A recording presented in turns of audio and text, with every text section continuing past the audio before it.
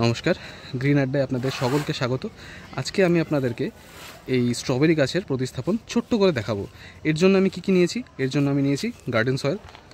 এটি actually garden soil না, এটা একটা অনেক তলের মাটি, মানে যে চেম্বারগুলো তৈরি করা হয় তখন যে তল থেকে যে মাটিটা তৈরি হয়, মানে তোলা হয়, সেই মাটি এটা। এর সাথে আমি ঠিক সমপরিমাণ গোবর সার দেবো। কেন সমপরিমাণ? আপনি কিন্তু 70-30 নিতে পারেন। আমি কেন সমপরিমাণ নিচ্ছি? কারণ যে তলের যে মাটিটা না, তাতে পুষ্টিমূল্য একদম কম থাকে, আর মাটিটা থাকে এঁটেল। আর স্ট্রবেরির জন্য কিন্তু এঁটেল মাটি একদম ঠিক নয়। স্ট্রবেরির জন্য চাই একদম ভুড়ভুড়ে মাটি, মানে যাতে জল দাঁড়াবে না সেরকম মাটি। তাই জন্য আমাকে গোবর সার অনেক বেশি দিতে হচ্ছে। 50-50% আমি গোবর সার আর মাটি দিচ্ছি। এর সাথে আমি দেবো ইফকো কোম্পানির নাইট্রোজেন, মানে সেটা হচ্ছে অর্গ্যানিক নাইট্রোজেন, যেটা হচ্ছে এই ফিশ মিল, সেটি আমি দিয়ে দিলাম।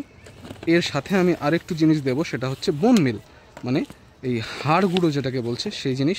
কেন দিচ্ছি? কারণ স্ট্রবেরি গাছ জৈব খাবার খুব পছন্দ করে, আর আমি এতে রাসায়নিক খাবার দেওয়া পছন্দ করি না। কেন করি না? কারণ হচ্ছে আমি এই জিনিসটা খাবো, আর খাওয়ার জিনিসে রাসায়নিক জিনিস যদি আমি দিই তাহলে আর ছাদ বাগান করার কোনো মানে কি? এখন এটাকে ভালো করে মিশিয়ে নেব। এর সাথে আর কি কোনো খাবারের এখন প্রয়োজন আছে? না, এই মুহূর্তে আর কোনো খাবারের কিন্তু প্রয়োজন নেই। কখন প্রয়োজন পড়বে? দিন 10 পর। তখন কি দেব? তখন দেব সর্ষের খোল ভেজানো বা সর্ষের খোল পচানো জল। তখন সেই জল দেব। আর তার 10 দিন পর যদি আমার কিছু দিতে ইচ্ছা হয়, তখন আমি দেব মাইক্রোনিউট্রিয়েন্ট বা অনুখাদ্য। অনুখাদ্য আমি দেওয়ার পর আর কি কিছু দেওয়ার প্রয়োজন হবে? দেওয়ার প্রয়োজন হতে পারে। কি হতে পারে? ম্যাগনেসিয়াম। আর তার জন্য কি দেবো? Epsom salt. এই যে গাছটি দেখছো, সব জায়গায় সবুজ, পাতা সবুজ, কাণ্ড সবুজ, সব সবুজ। তাই এতে কিন্তু ম্যাগনেসিয়ামের ঘাটতিও হবে, মানে ম্যাগনেসিয়ামের প্রয়োজন হবে, তাই ঘাটতিও হবে। আর সেই ঘাটতি পূরণের সময় কিন্তু দিতে হবে এপসাম সল্ট। বোঝাতে পেরেছি? তাই জন্য এখন আর কিছু নয়, এখন এই ঢেউ খেলানো একটি টুকরো, মাটির টুকরো দিয়ে আমি এটাকে ড্রেনেজ সিস্টেম তৈরি করলাম।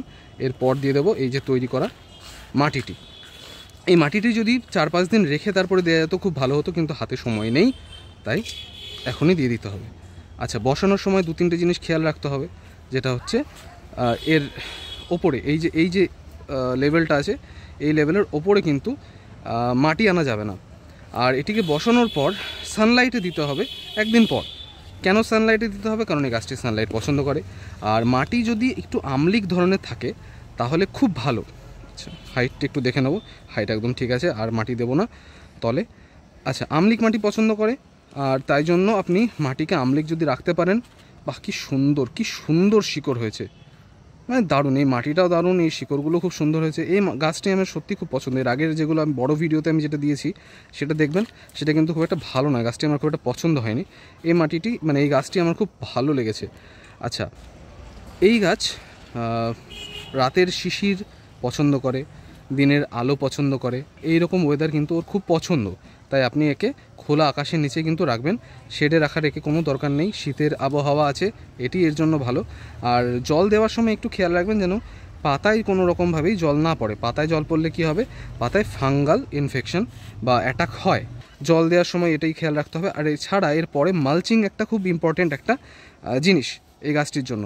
মালচিং বলতে এর উপরে একটা খড়ের আস্তরণ দিয়ে দিতে হবে। খড়ের আস্তরণ কেন দিতে হবে? যে এর ফলটি হবে, সেই ফলটি যেন মাটির সাথে ডিরেক্ট কন্ট্যাক্টে না থাকে। মাটির সাথে ডিরেক্ট কন্ট্যাক্টে থাকলে কি হবে? যখন এটি ভিজবে তখন ফলটিও ভিজে যাবে, মাটির সাথে কন্ট্যাক্টে থাকবে, তখন ফলটি কিন্তু পচে যাবে।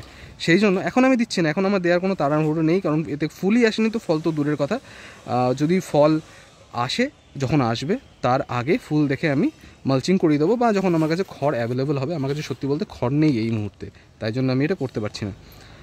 এই হলো স্ট্রবেরি গাছ লাগানোর নিয়ম। আপনারা বাড়িতে লাগান, খুব সহজ, খুব কম জিনিস লাগে।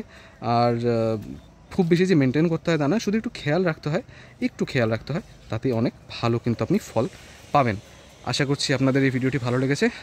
যখন আপনি লাগাবেন শেয়ার করবেন যে আপনার গাছ কেমন হচ্ছে, আমি অবশ্যই সেটা দেখতে চাইব। থ্যাংক ইউ সো মাচ, ভালো থাকবেন।